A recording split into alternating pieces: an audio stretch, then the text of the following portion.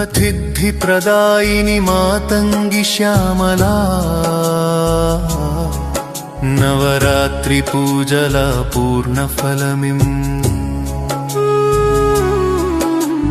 విజయ ప్రదాయిని విశ్వరూపిణి అద్వైత సుఖమును అనుగ్రహించు మాతా నవదినములను భక్తితో కొలిచి నీ నామమును జపించితిమి నవవిధులను శ్రద్ధతో పూజించి నీ కరుణను వేడితిమి